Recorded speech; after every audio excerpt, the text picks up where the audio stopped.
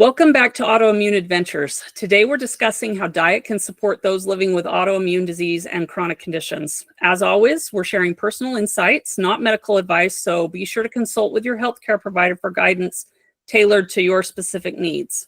Today we're joined by Justin Janoska, founder of the Autoimmune Revolution and a clinician who specializes in helping women heal from autoimmune and reproductive disorders. With a background in nutrition and trauma-informed approach, Justin combines physical and emotional healing to support long-term wellness.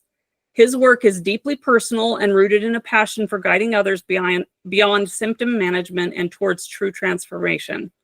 Welcome, Justin. We're happy to have you back with us. We're glad you could join us. Can you please introduce yourself and tell our listeners a little bit more about what you do as an autoimmune alchemist? Yes, of course. Thank you for having me. So my whole story began about, I guess, a decade ago when I just started entering graduate school studying nutrition. I actually wanted to work with terminally ill cancer patients. That's what I wanted to do, and integrate the complementary side of things to that. And then my mom got diagnosed with Hashimoto's, and that kind of took me in a different direction because I could see really quickly, like a lot of women have experienced, where she was going and kind of hitting a dead end, and just feeling really frustrated for her. And she was frustrated and just disappointed. And I basically put her on the path to naturopathic medicine and looking into alternative ways of addressing this, which was really good because we're doing the things that we need to manage this and get it into remission. But then I found that she was also running into a lot of the same issues that I continue to see today, which is a lot of the approaches that we're taking, which are too, I'll say, surface level in a sense, and has the sort of quick fix mentality, and that wasn't working either. And here we are, and she's kind of spinning her wheels, feeling good for a while and then not anymore. And it was just really disappointing for me. And I thought, this is something that I want to help her with, but also I could see already that this is a disease. The autoimmune field in general is growing exponentially, and it still has. I mean, it's only getting worse, I think, as far as the numbers go. So I decided that this is the path I want to go down. And it's because of her. She's the one that basically got me going in that direction. So I didn't expect to be doing any of this, honestly, let alone even back in school for my doctorate degree in trauma counseling. I didn't even think I'd be doing that ever, but it just, life has shown me where to go. And I think that I have to just ride that and listen. And so, yeah, it's been the journey for sure, but I'm grateful for everything, and grateful that my mom is my best teacher, really. Yeah. I love that. I want to remind our audience really quickly that here at Autoimmune Adventures, we believe that a healthy diet is truly the cornerstone of managing chronic and autoimmune conditions. Food is not just fuel. It can be a powerful tool for healing, and the right nutrition can help reduce your inflammation, support your immune system, and improve your overall well-being. For those of us living with autoimmune disease, food choices can significantly impact our symptom management, energy levels, our quality of life. And by prioritizing our diet, it can support our body's natural processes, and it empowers us to take an active role in our health journey, which is really important. And that is why why healthy eating is one of our big six, and a key to the way to guide ourselves to better health. So let's kick off things with a big idea: food as medicine. It's much more than just a catchy phrase. The right nutrition can really help reduce your inflammation and stabilize your energy, and of course, promote healing. So for those of us with autoimmune challenges, food is one of our most powerful tools. Justin, from a clinical perspective, what does food as medicine really mean? And how can people use food strategically to manage flares or reduce their inflammation? It's a great question. I think the first thing that I need to say is that there is no insert your disease diet, There is no Hashimoto's diet. There is no lupus diet. There is no scleroderma diet, and so forth. There's only the diet that works for you. There's only the Stacy diet, right?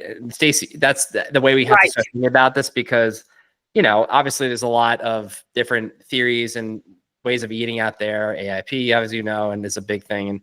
And again, those can all be useful, and they have been for a lot of people, but the only way you're ever going to know what works for you and what foods you're reacting to or not reacting to is going to be through, no one's going to really like to hear this, I guess, if they're not aware, but it's a lot of trial and error. And unfortunately, we're not at that stage where we can really rely on testing for this. So at this point, because the gold standard is still an elimination diet, according to the research. So we have to really honor that and understand that what you react to that you think might be healthy, what you think is healthy, right? Like strawberries, for example, might be a food that your immune system does not like. So our whole notion of what's healthy and not healthy is not for you to decide. And that's actually, I'm just saying this from a place of love, that we have to really understand that could be healthy for somebody who doesn't have an autoimmune condition or an illness, perhaps. And naturally it is a health food, but not for you in this context, right? And that's what we have to understand, is that we have to listen to what the body and the immune system is doing, because that's telling us if it's good for us or not. And that's got to be the perception we need to have in looking at this, because if we can do that, then we can modify our diet and not be attached to good or bad foods. And that sort of binary way of thinking has to go. There's no bad food. It's just, that's not the food for you. And so if we can do this and shape our diet, in accordance with the message of the immune system, we can find what works for us. But it's, everybody's got different reactions, as you know. We're living with this, and it can change for sure over time, I think. But we have to be curious and open-minded about it. I agree with that 100%. I have done the elimination diet thing, and I found, for me personally, like a kind of a mix of AIP, but not completely AIP, with like anti-inflammatory is kind of what's best for me. But when you were saying it depends on the food and you have to know, I actually knew somebody who was doing the elimination diet who was a huge fan of blueberries.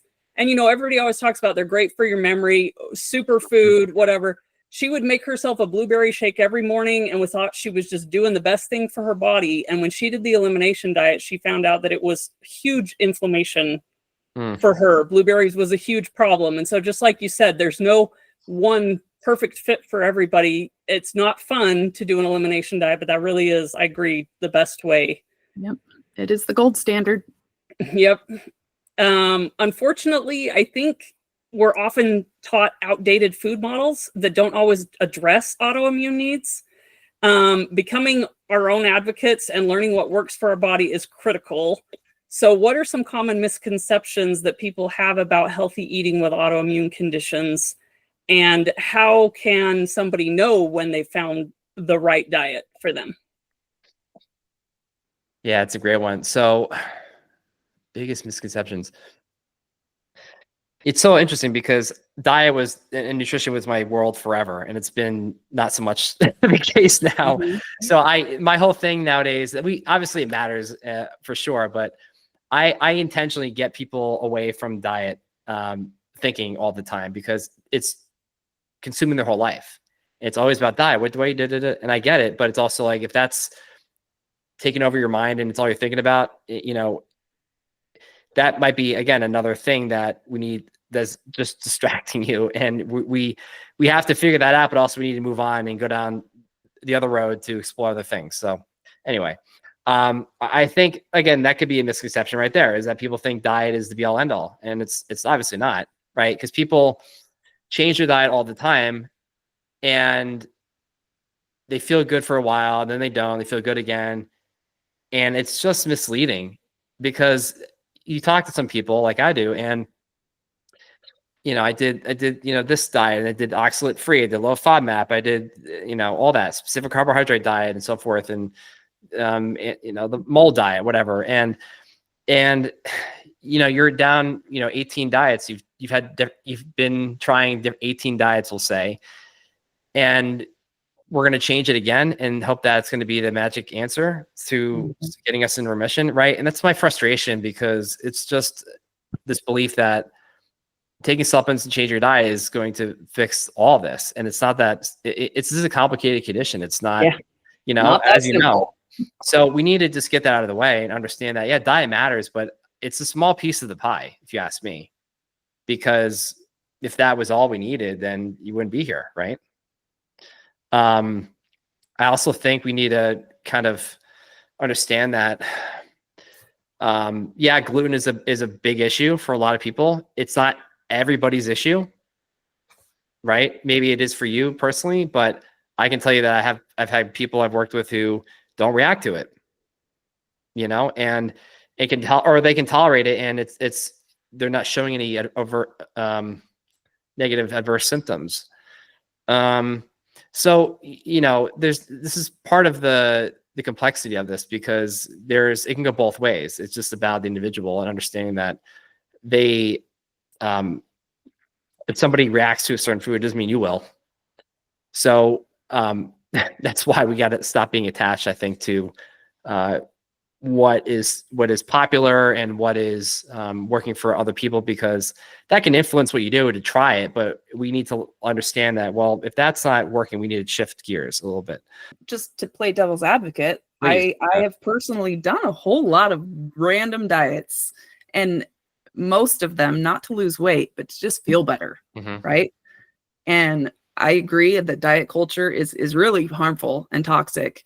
But I have learned a lot of things from doing all those different diets. I've learned things that don't work for me. I've learned foods that don't work for me and lifestyles that don't work for me. And I have found some things that do. So it's tricky, because you do have to learn from personal experience, but it can actually be quite harmful to your health to yo-yo diet, right? So moving on from that, though, I think that's fascinating. I've always been interested in nutrition. So moving on to talk about some like gut health. And we do know that this is a piece of the puzzle, gut health, right? With autoimmunity, it influences our immunity, it influences nutrient absorption, but it also can have an effect on our mood and our mental health, right? And which is why sometimes the gut is referred to as the second brain. So can you explain the gut autoimmunity connection and maybe some foods or habits that might help support a healthier gut? So we say that about 70 to 80% of your immune system lives in your gut. And so this is why it's so important, as you said, to make sure we have the right environment there to support the healthy immune cell communication and trafficking. A lot of that largely has to do with the microbiome. And so if we have dysbiosis and we have candida overgrowth and a parasite or H. pylori and whatnot, that these are real issues that are really common with all kinds of conditions. And that's going to it's going to basically initiate and offset or set off the immune system. And that's how you can really have a snowball effect going on. And so, the gut's everything, because of not just that, but also because of the vagus nerve, and how if you have organisms that are secreting lipopolysaccharides, mostly bacteria that are doing this, these are endotoxins that can cause a lot of flare-ups and a lot of joint pain and malaise and all sorts of symptoms, and they can translocate and move up to the brain. And we know this can be part of the reason why people have mood issues and anxiety and OCD and depression and even just like migraines and headaches and things like that. So that's another way. This can also affect liver function and gallbladder and detoxification. It can affect fertility as well. I mean, there's a lot of research around all this. So it's kind of like the hub, it seems like, for a lot of things to go wrong if we don't have kind of some maintenance there, or don't have it intact. And so diet does, of course, matter there to help feed the good bugs, but it's tricky because as we're talking here about diet and how good foods or supposedly healthy foods are XYZ, but a classic example is somebody who is got small intestinal bacterial overgrowth, and they're eating all the fiber-rich foods and vegetables and all these sort of things. But as you might know, those are the worst thing for you when you're dealing with that condition. So it's a temporary thing, but that's just proving the point of it's all about context. And we have to honor that, because no, that's not going to work for you now, maybe later when you deal with it. But that's not the thing for you. Those foods, though, in a stable gut environment are going to be really great, because really, when we think about diet and gut health, or I guess gut flora in general, and how to achieve that, it's not probiotics. It's actually prebiotics. It's actually diversity in different plants. That's actually what the research shows about how to create the most diverse gut. Because the more diverse it is, and the more robust it is, and that's going to have a multitude of benefits to your health. So we think about these things, and the reason why is because mainly because of butyrate, the short chain fatty acid that gets made by the gut bugs, and that has a huge, a lot of important effects, but mostly for upregulating T regulatory cells, which is basically the brake on the immune system. So we think about all these ways we can try to support T reg cells, as we call it. And butyrate is one of the things. So that's why that's one of the ways and mechanisms or connections between diet and gut health and immunity. So we know that we need to take care of our gut and give it prebiotics and make sure that we're getting a lot of good whole foods in our life to help with that. But modern convenience foods are so convenient and so great. And all that refined sugar and all those additives and those modified grains, they can be convenient, I'm sure, but they can wreak a lot of problems in our body. So why are processed foods and additives especially problematic for people with autoimmunity? And can you think of any sneaky ingredients or food labels that we should be watching for? Yeah, there's a lot, right? There's so many things to look for and screen for. And I think for women or people with autoimmune conditions, processed foods, to me, it comes down to more of a quality issue more than the quantity. Obviously matters, and it's easy to have a high caloric intake when you're consuming these foods, because they're highly palatable and they're laden with sugar and sodium and fat, the perfect trio right there. Yeah. And so, but it mostly comes down to, I think, the fact that there's flour in a lot of these sort of foods. Gluten is obviously a big one. Even if you're eating gluten-free foods, it doesn't really change the fact that these are still processed foods. A gluten-free cookie in a bag is still processed food, right? And so, I think from the most obvious reason for why these are issues is because of the added sugars and the carbohydrates that are in there. So not even really picking on any particular ingredients, like they're there, but I think if we're going to look at the most important reason, it's got to do with the sugars and the amount of carbs we're eating, because that is, for somebody who's insulin resistant, doesn't even know it, and they're pre-diabetic, which happens a lot, and their doctor doesn't tell them this because they don't see it that way and so forth. Like, that's the problem, because then you see people like I do where they're flirting with prediabetes, or they are, and then you're wondering why they're having flare-ups, they can't lose weight, and they have brain fog and all this stuff. And even just from a cardiovascular health standpoint, that's a problem, obviously, right? So that is the reason why processed foods because it's an easy way to get that amount of calories and carbs. And carbs are they're not bad. It's just, if it's too much for the person that can't handle it, they're not insulin sensitive, they're not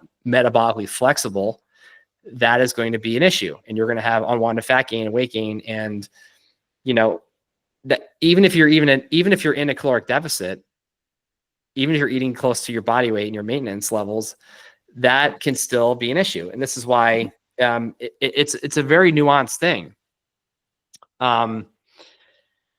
Processed foods, I mean, even just like store-bought things, fast food and drive-throughs and all that is a whole other discussion. But I think we could agree that's, no one's eating perfectly, but those are real things that simple lifestyle things that have to be worked on, because I'm not of the belief that we need to go from 0 to 100 or vice versa. It's more about how do we just make an intentional shift to decrease exposure a little bit, right? Yeah. And we talk about that too sometimes, about the importance of, if you have a hard time getting rid of things at first, at least start bringing the good things in, like bring the whole foods in, and the, the fruits, the veggies, the lean proteins.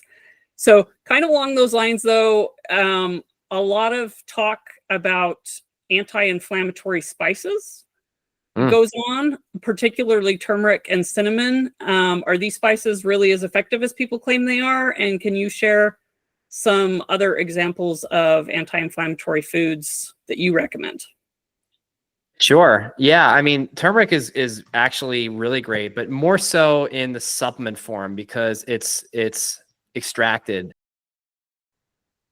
the proper quantity to exert the best effects as anti-inflammatory and so forth. So cinnamon, cinnamon's great too. I think of that for blood sugar for sure. I mean, there are a lot of supplements that use cinnamon for dysglycemia and unstable blood sugar levels, which is again really common for women. And I think there's got to be I think we need to look in that direction and to use things like cinnamon and berberine and things like that to help work with blood sugar. And because if we're struggling with weight, for example, a lot of times it's because of insulin resistance. And the rule of thumb here is that you can diet your way into insulin resistance, or you can stress your way there. And most women have, in my experience, have both. So this is one of the reasons why mental health and emotions and trauma and all this stuff can be literally the reason why you can't lose weight, just because of what it's doing to stress hormones. And cortisol is part of that mechanism in driving blood sugar levels up. And if you don't, if you're just constantly cranking out insulin all the time, eventually it's going to say, nope, no more, and it just becomes a domino effect of issues. So not to get sidetracked, but yeah, it's tough when you think about anti-inflammatory foods. Like, it's really hard actually for me, because again, I could be like, yeah, well, peppers are anti-inflammatory, but well, if you have nightshade issues, then no. So it's it's really tricky. I think, gosh, I mean, just from a research standpoint, like the Mediterranean diet is the most that has the most robust data around it, just for longevity and cardiovascular disease prevention and things like that. And that's basically founded on a lot of fruits and vegetables and fish and olive oil and minimal grains. Again, it's hard to answer this question, but I think just from a general view here, something that is more plant-based for sure, because obviously plants are needed. We need, like we said, for gut bug diversity. And I don't think people are even people who are super restricted, like my mom was, who was on AIP for a long time. She had to, she could still tolerate some vegetables. Like we need to be, protein forward in our diet. We need to make sure we're getting enough, because we're not a lot of times. And it's about, where does that come from? Is it come from poultry or fish or beef, or animal, beef and game like that. So, and this is tricky, because if we have a certain diet bias, like you're a vegan, and you want to do keto or something like that, and your body's saying no and no and no, and you do it anyway, that's going to be conflicting. And that's the issue I find for some people, because I know you might prefer that, but it's not. If you want to, be healthy and live, I'm sorry to say this, but you're going to have to adjust and sacrifice that a little bit. Because otherwise you're malnourished. And if you're nutrient depleted, it's not a good look. And most people are deficient in nutrients because of a diet that's not conducive for them. And so, yeah, I think, in a nutshell, it's going to be a diet that's heavily focused on plants, some fruits, again, looking at what is appropriate for you, because sugar is still sugar. Berries and melons and honeydew are probably the safest bet because they're the lowest in sugar. That's how I look at it. And, integrating carbohydrates through complex carbs and using and trying to get resistant starch, right? Cooked and cooled potatoes and rice. And those are really great things also for the gut microbiome. So I think about those kinds of things. And if we're just kind of eliminating the whole discussion around like, am I reacting to this or not? You start with something like that and you can modify it along the way and say, okay, well, yeah, maybe I'm reacting to this, potato, and, you didn't know, but you thought it was healthy, right, for you, or it is healthy, but it's not working for you at the moment. That's kind of how I would look at it. But yeah, I mean, what is actually like the safe food list for all people? It's really hard to figure that out. There's right? not one. There's really not one, Yeah. right? It's even thinking about it right now for as long as I have been, I'm still not really sure, because I'm very hesitant with saying anything, because you could be, the body will tell you, and a lot of people just surprise me with the reactions, and I think it's just really tough. But there are foods that you can tolerate and still have a stable and nutritious diet. You just got to be mindful of it, and you have to supplement where needed, because if you don't, you're going to be deficient, and it might be anemic and you don't even realize it. So these are easy ways to get into those sort of traps. Yeah. Well, I know when I was doing the AIP diet, they often have you replace like gelatin or different things like that for egg. I actually didn't do very well with the gelatin, but we live on a farm and I get farm fresh eggs. And so for me, I don't have a problem with the eggs. The eggs are wonderful. And so just like you said, you can kind of take a guideline, but it's going to be definitely individualized. Yeah, it has to be, right? Like you said, if you've got SIBO going on, these things, and I have that experience myself, and I'm eating all these good fruits and vegetables, and I'm like, I feel miserable. This is crazy. And, it's not going to be good for me right then. I'll handle that. It'll be good for me later. And so it's tricky. I think you have to be flexible, and you really do have to experiment. Elimination diet is going to be very revealing to you. I think if you can get yourself to do it, it's hard. It's not an easy thing to do. But kind of backtracking, you had mentioned like you can't do it all at once, right? You can't make all these changes all at once. And I feel like for us that have so many food intolerances or sensitivities or issues like that, I know with myself, I have developed a pretty unhealthy relationship with food. Whether it's I'm scared to eat something because I think it might make me sick, or I am cutting myself off from something because I've labeled it as a bad food, And so I'm really trying to change my personal dialogue around food. And food is fuel, and food is a necessity, and trying to detach emotion from it and all of these things. But it's a long process. It's not something you do overnight, just like you shouldn't change your diet just all at once, all overnight. So those small sustainable steps that you create a lifestyle of this. It's not, and I think at least when on our podcast, when we say diet, we're not talking about a certain diet. We're literally talking about the food you eat, the context of like the dictionary definition of diet, what you're eating, not, you've got to do the keto or autoimmune or whatever, there's so many different ones, so it does have to be very personalized. But we know like grocery prices are crazy right now, all-time high for grocery prices. So if you were trying to make these small and sustainable changes, and you happen to be somebody who's on a tight budget, or you're maybe in a location that has limited access to good whole food options, like what kind of advice could you give somebody? What are the best kind of choices you could make in a situation like that for yourself? Yes. So I would say that, well, let me throw this out there.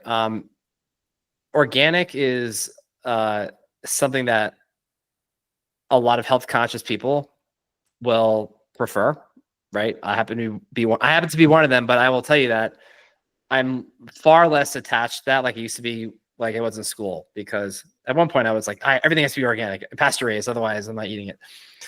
And I'm far, like so far away from that belief system now, because we know that there is, I mean, there are like differences in organic versus non-organic, but it's not as great as you would think.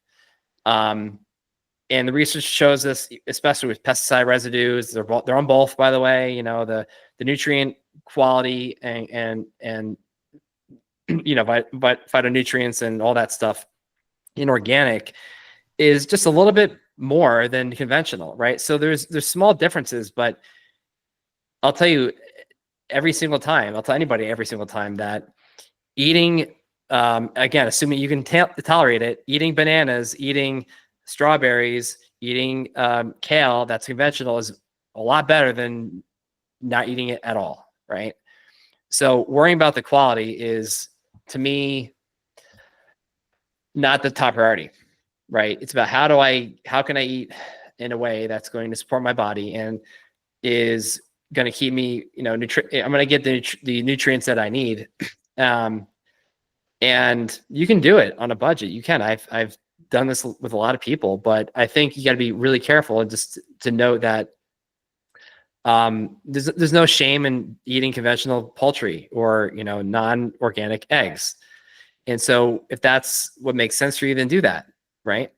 So when you buy like rice, for example, or grains, you know, you get it in bulk. I mean, and that to me would be one thing to consider, because you can buy, again, we talk about processed foods, but buying, you know, rice in boxes and in grains and nuts that are just, you know, in big quantities. Yeah. I mean, there's nothing wrong with that, but I think that's what you have to start thinking about. Because the expenses really come from a lot of the higher end, you know, higher quality stuff. And you can still eat a healthy diet on a budget, especially if you're also choosing, and be mindful of what's on sale, of course, but even with conventional foods. And to me, it's really about looking at the fruit section and the vegetable section and the perimeter of the store. Those are the things that you're going to want to do. But I think if you really focus on that and protein sources from animal, if you choose to do that, the fruits and vegetables, and again, legumes and nuts and seeds, those are obviously tricky for people maybe, but that's got to be the focus. You know, you just get into danger when you're kind of walking through the aisles and looking at all the products you see on commercials. So I'm not sure what else I could say to that. Well, I was going to say, I guess a follow-up question to that would be, or a follow-up maybe insight as I was listening to that, is we got to maybe shy away from convenience foods and lean more towards whole foods, the protein sources and the fruits and the vegetables. And I'm just thinking realistically, that's just so much easier said than done. I'm a mom with a bunch of kids, and I'm a busy mom, and sometimes those convenience foods save me, you know? So I think that has to be part of your little mindset shift we have to do is, okay, I can spend the time, I can either spend time now preparing healthy food or food that is going to be good for me in the long run, or I can spend the time later trying to fix my health when I haven't been taking care of myself, because I was trying to just always do with convenience, something of convenience. So yeah, because I mean, the reality is getting the fruits and the vegetables, it does take a little more work, but the nutrient difference between that and a bag of chips, there's no comparison. I mean, you got to put your money where your mouth is when it comes to that, I think. Yeah. And that's it is. And then, and I'm glad you brought that up, because, you know, that is the reality of it. And sometimes we have to just do that. Go to the frozen aisle section and just see what stands out. And there's no shame in that. I think we got to just kind of point that out as well. Like, we're doing the best that we can, and we just got to do what makes sense in the moment. I think it's more about routine and habit and how often we were doing that. That probably is the discussion that needs to be had if we. I think we'd all agree that finding what works can really take a lot of time. But whether it's something like an elimination diet, working with a dietitian, observing how your body responds to things, I think it's just a journey. And every step that we take matters, whether we're trying out new recipes, cutting out those trigger foods we've been talking about. Once we figure out what those are, we're laying this groundwork for better health, one choice at a time. And that is what we try to do. So with that in mind, another one of those fun questions. If there was one thing you would like to leave with our audience today about why diet is important, what would that one thing be? What I would say to that is anti-aging. I think people care about aging, right? And aging gracefully and in a healthy way. And I mean, we're all aging, but I think as far delaying it, that's what I'm talking about. And so I'm really interested in that myself right now and taking action on that. And it's something I'm always thinking about. So there are nutraceuticals and things you can do to help with that. But I think just from a diet standpoint, like you're asking, you have to really, I think the hardest thing to me and for people is getting enough vegetables and fruits. I mean, that's really, because that's where you're going to get all your phytonutrients and all the vitamins and minerals you need and all the antioxidants. Like that's the thing that is probably missed and we're not doing enough of. And that's challenging because like you said, it's easy to get processed foods and to find what's convenient. So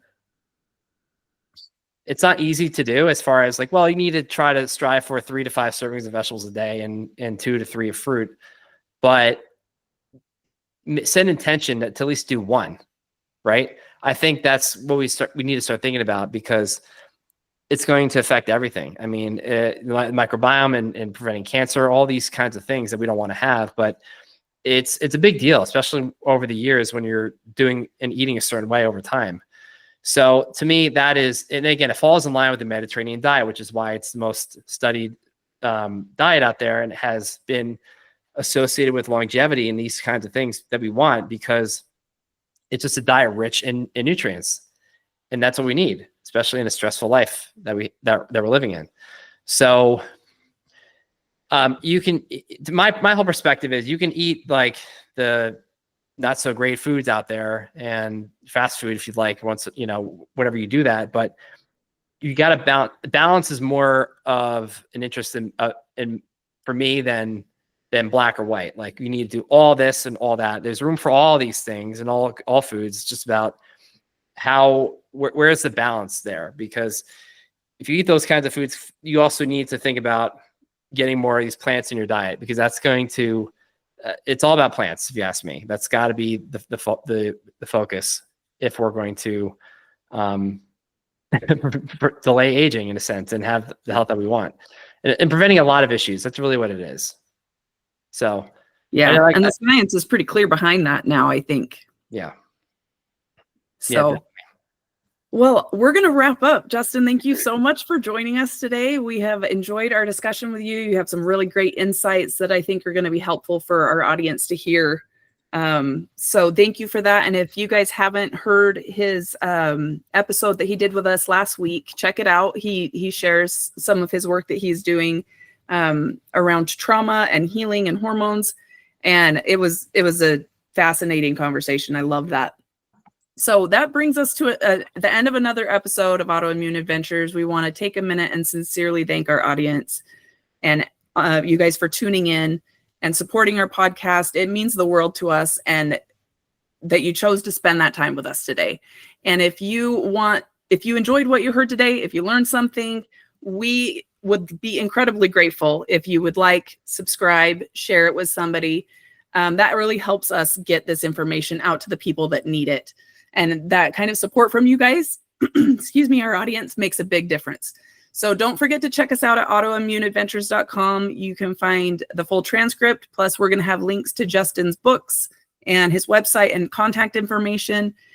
So please remember, guys, you are worthy of joy. Your disease does not define your life. You do.